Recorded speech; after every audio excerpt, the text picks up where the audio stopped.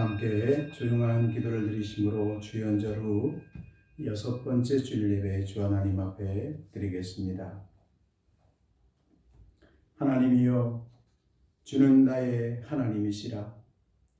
내가 간절히 주를 찾되 물이 없어 마르고 황폐한 땅에서 내 영혼이 주를 갈망하며 내 육체가 주를 앙모하나이다. 내가 주의 권능과 영광을 보기 위하여 이와 같이 성소에서 주를 바라보았나이다. 주의 인자하심이 생명보다 나으므로 내 입술이 주를 찬양할 것이라. 한없는 사랑으로 죄인들을 용서하시고 구원하여 주신 하나님 아버지, 예배드리는 이 시간 성령 하나님께서 저희들의 몸과 마음을 이끌어 주셔서 십자가로 더욱 가까이 나아가게 하옵소서. 십자가 앞에 엎드릴 때 우리의 마음 깊은 곳에서 우러나오는 회개가 있게 하시고 세상 죄를 담당하신 어린 양 예수 그리스도께 올려드리는 감사의 찬양이 있게 하옵소서. 우리의 죄를 대속하시려고 십자가를 지신 예수 그리스도의 이름으로 기원하옵나이다. 아멘. 다 함께 사도신경으로 신앙을 고백하겠습니다. 나는 전능하신 아버지 하나님, 천지의 창조주를 믿습니다. 나는 그의 유일하신 아들 우리 주 예수 그리스도를 믿습니다.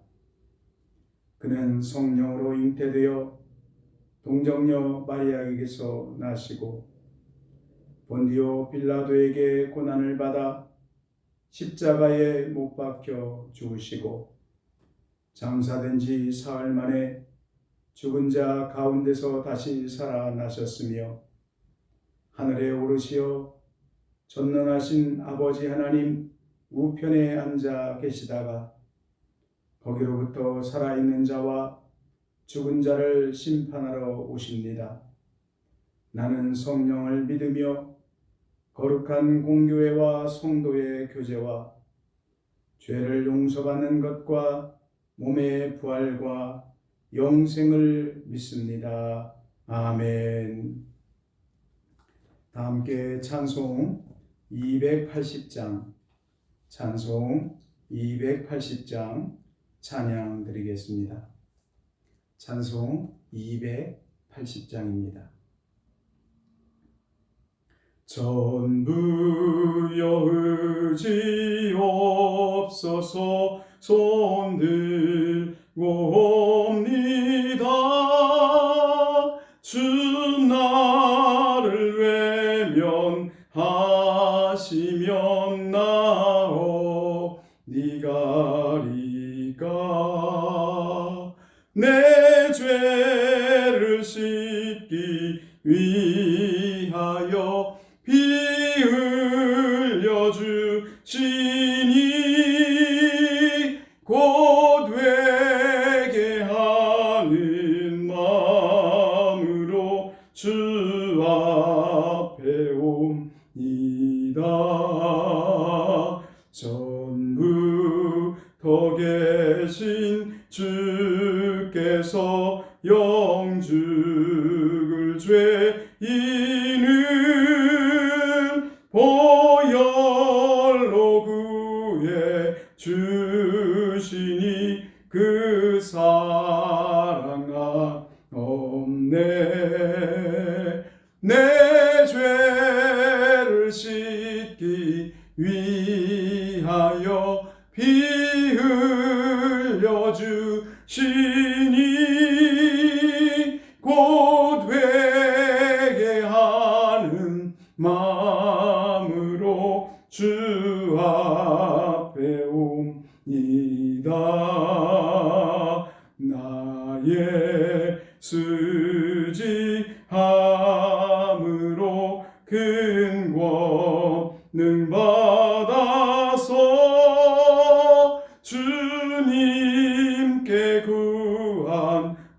모든 것 늘 얻겠습니다. 내 죄를 씻기 위하여 피 흘려 주시니 곧 회개하는 마음으로 주 앞에 옵니다. 아멘.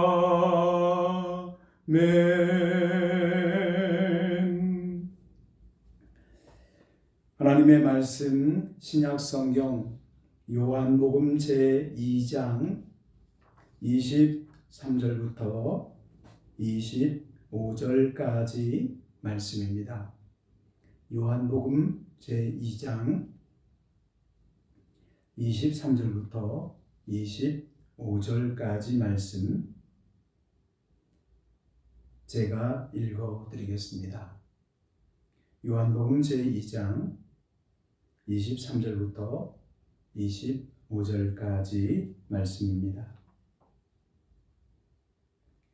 6월절에 예수께서 예루살렘에 계시니 많은 사람이 그의 행하시는 표적을 보고 그의 이름을 믿었으나 예수는 그의 몸을 그들에게 의탁하지 아니하셨으니 이는 친히 모든 사람을 아심이요 또 사람에 대하여 누구의 증언도 받으실 필요가 없었으니 이는 그가 친히 사람의 속에 있는 것을 아셨음이니라. 아멘. 반갑습니다. 우리 서로 인사하겠습니다. 반갑습니다. 사랑합니다. 축복합니다. 반갑습니다. 사랑합니다. 축복합니다. 기도하겠습니다. 하나님 감사합니다. 찬양합니다.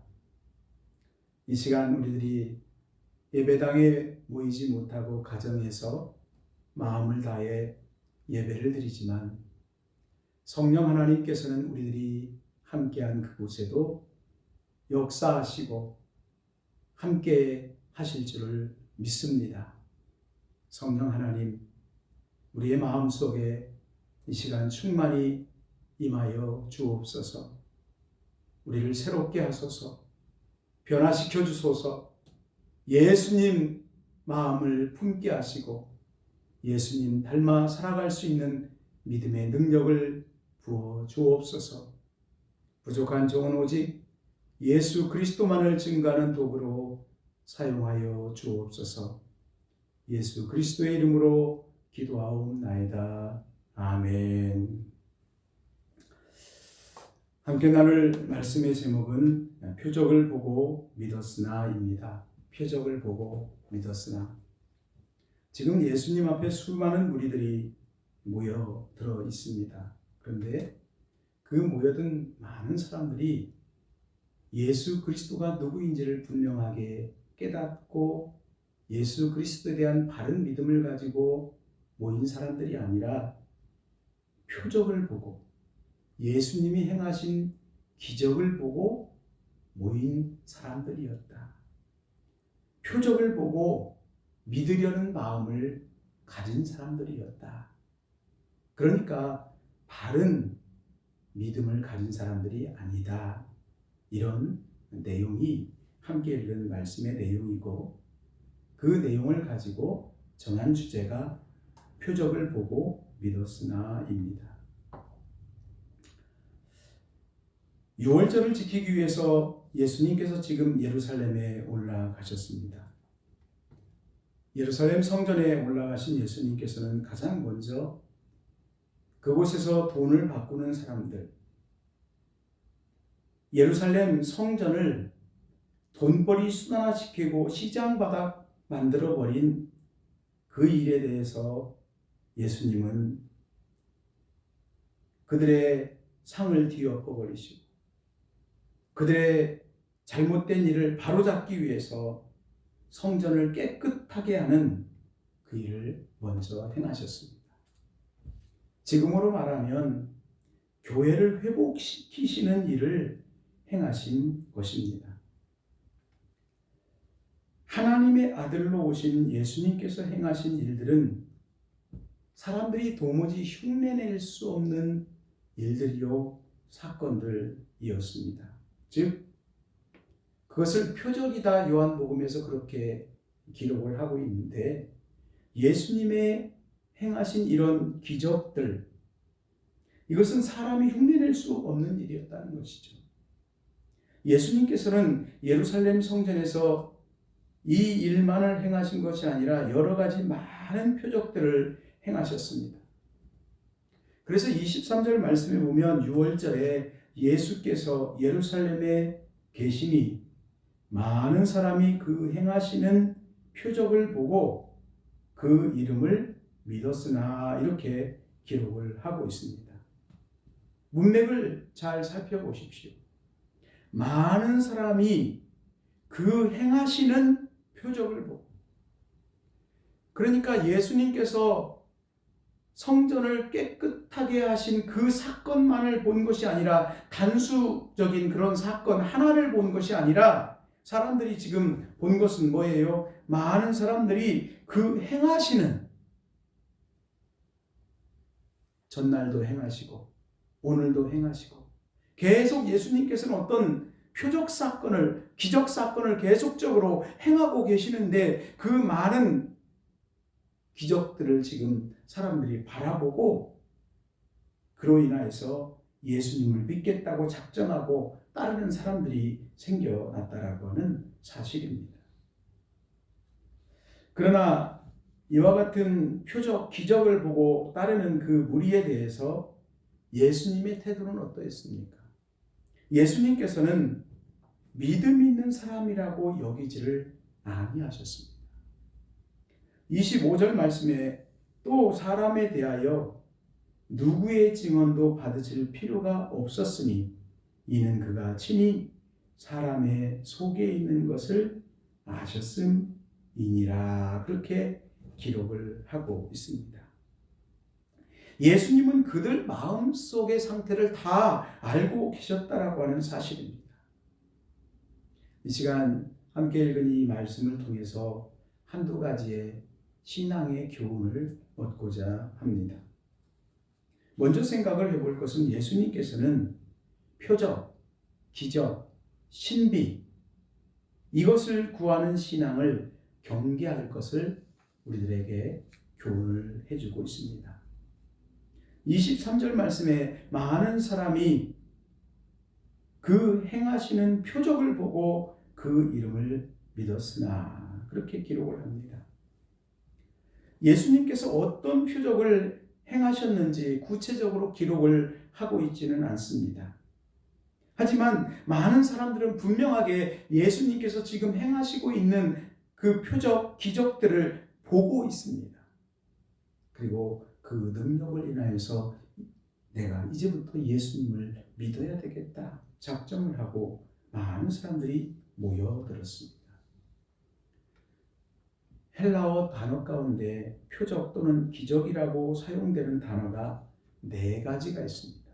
4단어가 있는데, 첫 번째 단어는 테라스라고 하는 단어가 있습니다. 이 테라스라고 하는 단어는 장엄하다라고 하는 뜻을 가지고 있습니다. 아주 엄청난 규모의 그런 뜻을 갖고 있는 단어입니다. 다음은 디나미스라고 하는 단어가 있습니다. 이것은 대단한 폭발적인 놀라운 능력, 그것을 나타내는 단어가 디나미스라는 그런 단어가 있습니다. 세 번째 단어는 아르곤이라고 하는 그런 단어가 있습니다. 이 에르곤이라는 단어는 어떤 특징적인 행위, 아주 특별한 행위로서의 기적 사건, 그것을 나타낼 때 에르곤이라는 단어를 사용합니다. 그리고 4번째 단어가 있는데 세메이온이라는 단어가 있습니다. 이 세메이온이라는 단어는 신분 또는 본성을 나타내주는 기적, 이것을 세메이온 이렇게 표현을 하는데요. 함께 읽은 이 말씀에 기록된 표적 또는 기적이라고 기록된 이 말의 단어는 세메이온이라는 단어가 사용이 되고 있습니다. 즉 예수님께서 성전 안에서 장사하고 돈벌이 수단하고 이런 사람들, 그래서 성전을 깨끗하게 정화하는 그 일을 행하신 이후에 여러 가지 표적을 행하셨을 때에 거기에 나오는 표적 또는 기적이라는 단어는 바로 세메이온인데, 예수 그리스도의 신분이 무엇이냐, 예수 그리스도의 본성이 무엇이냐, 그것을 드러내주는 기적, 그것이 바로 세메이온, 이 성경에 기록된 표적이라는 단어의 뜻입니다. 예수님께서 그리스도 구원자 메시아 되심을, 하나님 되심을 나타내 보이실 때 사용하는 기적 사건이 바로 이 여기에서 말하는 표적이라는 말입니다. 가나 혼인잔치집에서 나타내신 표적도 바로 세메이온이라는 단어가 사용이 되고 있습니다. 지금 예수님 앞에는 예수님께서 행하신 많은 표적들을 보고 기적 사건을 보고 예수님을 따르기 위해서 믿기를 작정하고 예수님의 제자가 되겠다라고 생각하는 수많은 무리들이 모여져 있었습니다.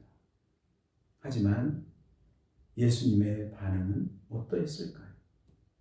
24절 말씀에 예수는 그 몸을 저희에게 의탁하지 아니하셨으니 이는 친히 모든 사람을 아심이요, 그렇게 말씀을 하고 있습니다. 예수님께서는 자신의 몸을 저희에게 의탁하지 아니하셨다. 자신을 저들에게 맡기지 아니하셨다. 자신을 저희들에게 내어주시 아니하셨다. 자신을 허락하지 아니하셨다. 이런 의미입니다. 좀 쉽게 표현하자면 그들의 믿음을 인정하지 않았다라고 하는 말입니다. 저들이 예수님을 믿겠다고, 예수님의 제자가 되겠다고 많은 사람들이 모여들었을 때 예수님은 저들의 그렇게 외쳐대는 말에 대해서 자신의 몸을 내어주지 않았다는 것입니다. 왜요? 저들의 영적 상태를 다 알고 있었기 때문에 그러했습니다.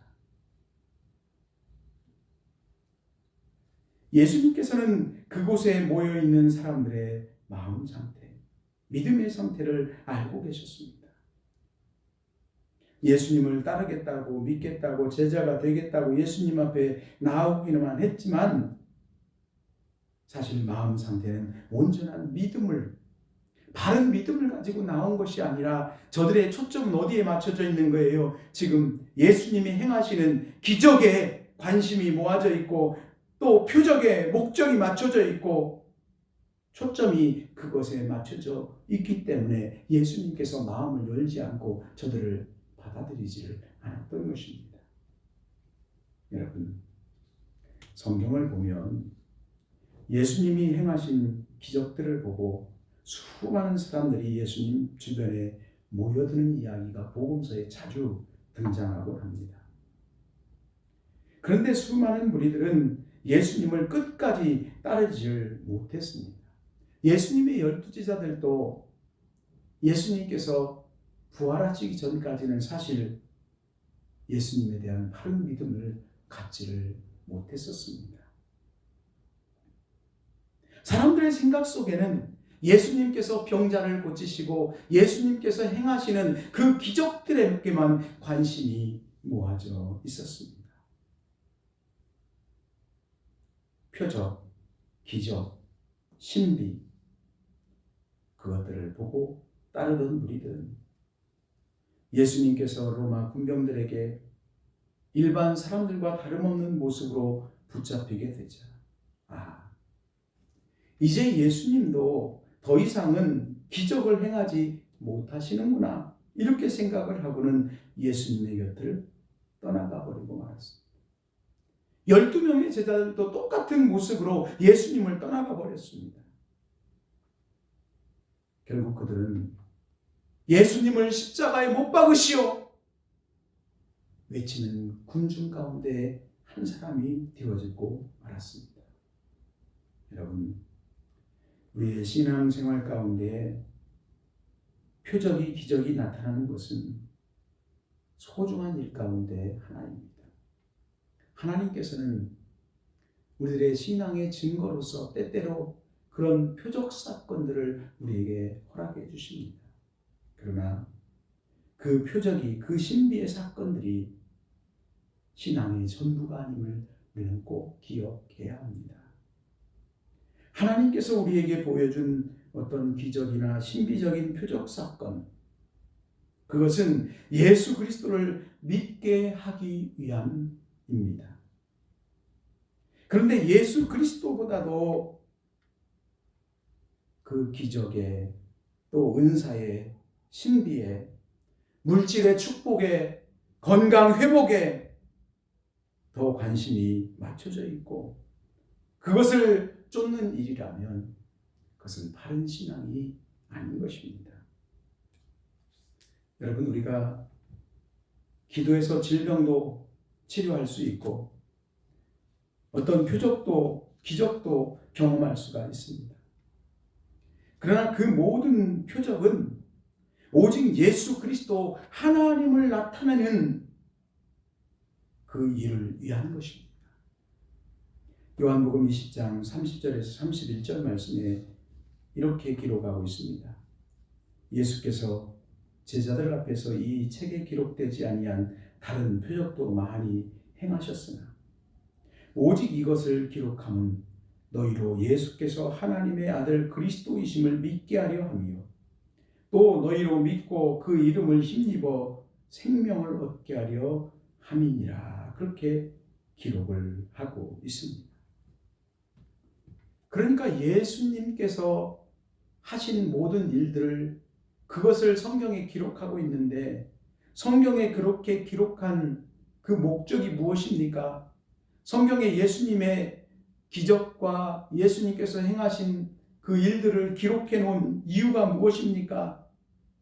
예수님이 행하신 표적과 기적이 너무나도 많이 있지만 어쨌든 그 기적 사건들을 성경에 기록해 놓은 목적은 그 기적의 목적이 있는 것이 아니라 예수 그리스도께서 하나님의 아들이요 예수님께서 그리스도이심을 믿게 하려고 그 표적, 기적들을 기록을 하고 있다라고 하는 사실입니다. 표적은 믿음의 증거는 될 수 있어도 믿음의 근거는 될 수가 없는 것입니다. 여러분, 표적을 무시해서는 안 됩니다. 그러나 이 표적만을 쫓는 믿음은 잘못된 믿음입니다. 그러면 우리는 어떤 믿음의 삶을 살아야 할까요? 우리 믿음의 성도들이 쫓아야 할, 따라야 하는 그것은 바로 하나님의 말씀입니다. 하나님의 말씀으로 믿음이 무장되어야만 합니다. 예수님의 제자들은 예수님께서 가르쳐 주신 말씀 안에서 자라가는 믿음의 사람들이었기 때문에 표적을 구하지 아니하였습니다. 우리들도 하나님의 말씀에 따라 살면 눈에 보이는 표적에 연연하지 아니하는 온전한 믿음의 성도가 될 수 있습니다. 여러분, 아직도 우리 주변에는요, 우리를 미혹하는 은사주의가 많이 난무하고 있습니다. 하나님께서는 우리 모두에게 각각 은사를 주셨습니다. 하나님께서 우리에게 주신 은사의 목적은 표적만을 나타내고 표적을 쫓으라, 그것을 위해서 주신 것이 아니고 고린도전서 12장을 은사의 장 그렇게 부릅니다. 많은 은사들이 여기에 기록이 되어져 있는데 그런데 그 모든 은사의 목적은 오직 한 가지입니다.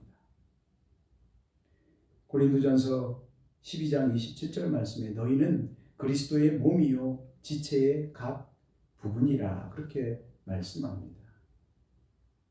우리가 아무리 큰 은사를 가지고 표적을 나타낸다 할지라도 예수 그리스도를 나타내지 아니하고 예수 그리스도를 위한 삶을 살지 않는다면 은사를 잘못 사용하는 것이 되고 마는 것입니다. 예수님은 성경에서 분명하게 말씀합니다. 마태복음 7장 22절부터 23절까지 말씀에 그날에 많은 사람이 나더러 이르되 주여 주여 우리가 주의 이름으로 선지자 노릇하며 주의 이름으로 귀신을 쫓아내며 주의 이름으로 많은 권능을 행치 아니하였나이까 하리니 그때 내가 저희에게 밝히 말하되 내가 너희를 도무지 알지 못하니 불법을 행하는 자들아 내게서 떠나가라 하리라. 여러분, 하나님께서 우리에게 은사와 표적을 주신 것은 그리스도의 몸, 교회의 공동체를 온전히 이루게 하기 위함임을 우리는 꼭 기억을 해야 합니다. 말씀을 정리하고 마치겠습니다. 함께 읽은 말씀을 통해 예수님은 우리에게 표적과 기적, 은사에 대한 교훈을 들려주고 있습니다. 예수님 당시의 바리새인들 그리고 서기관들 또한 많은 군중들은 예수님에 대해서 표적을 구하다가 예수님의 책망을 들었습니다. 여러분, 하나님을 믿는 믿음 안에서 하나님은 지금도 우리의 기도에 응답해 주시는 하나님이십니다. 그러므로 지금도 하나님의 역사하심, 하나님의 기적과 표적은 너무나도 많이 우리 가운데 일어나고 있습니다. 하루하루의 삶이 기적임을 감사하십시오. 우리의 생활 속에도 믿음으로 기도하면 하나님은 오늘도 표적을 나타내십니다. 여러분, 기도하시길 바랍니다.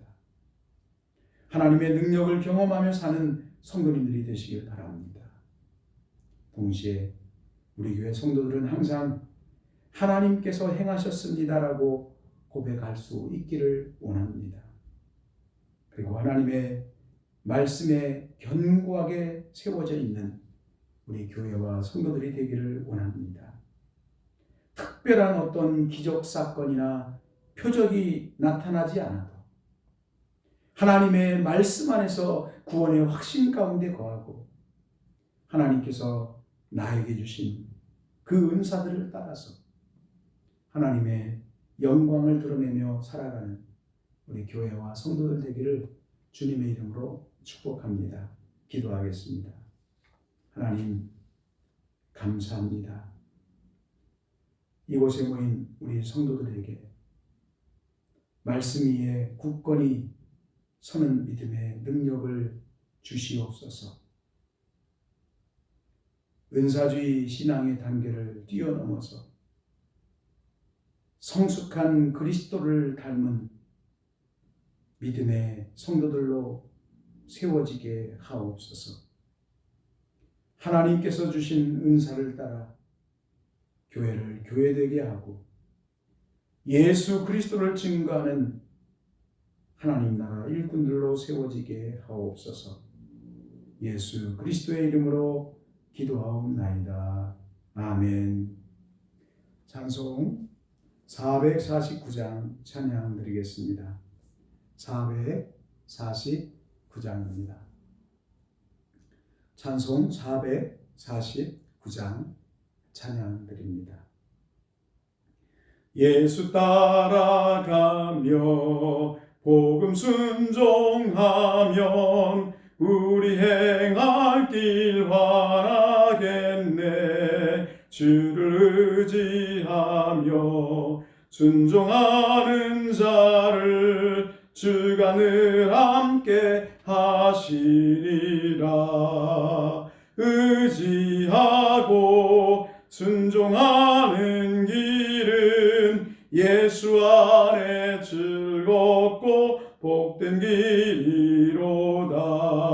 해를 당하거나 우리 고생할 때 주가 위로해 주시겠네. 주를 의지하며 순종하는 자를 주가 안위해 주시리라. 의지하고 순종하는 길은 예수 안에 즐겁고 복된 길이로다. 남의 짐을 지고 슬픔 위로하면 주가 상급을 주시겠네.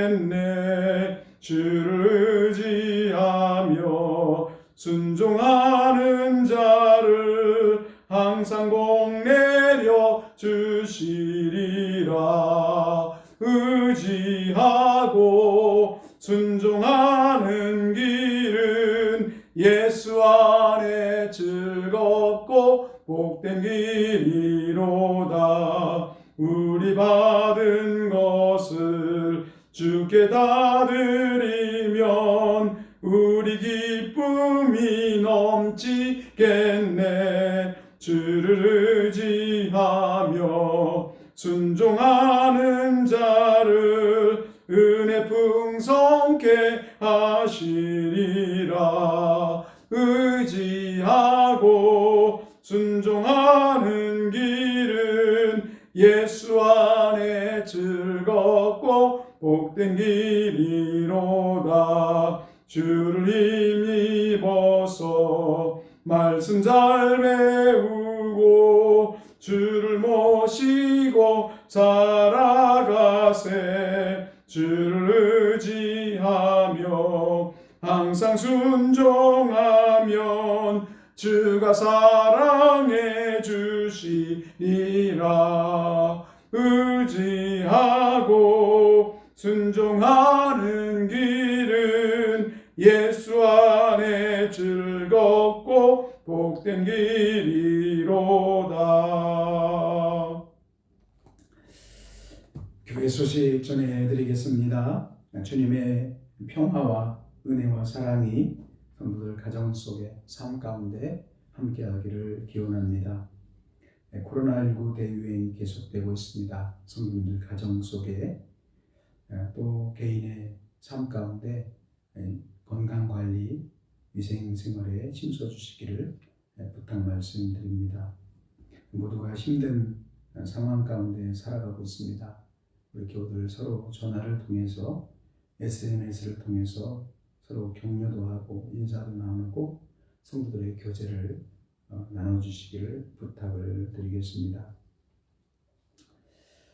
다음 주 상황이 지금 정확하게 말씀드릴 수는 없지만 제가 주중에 구체적으로 예배 참석 방법에 대해서 안내 말씀을 드리겠습니다만 대략적으로 다음 주일부터는 적은 수에라도 예배를 시작을 하려고 합니다.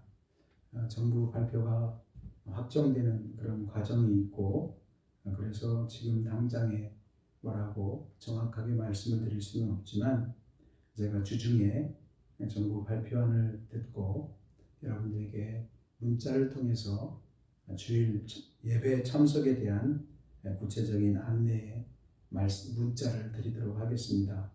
우리 성도님들께서는 그 문자를 잘 보시고 그 문자에 따라서 예배에 참여해 주시기를 부탁 말씀드리겠습니다. 이상으로 교회 소식 마칩니다. 다 함께 기도하겠습니다.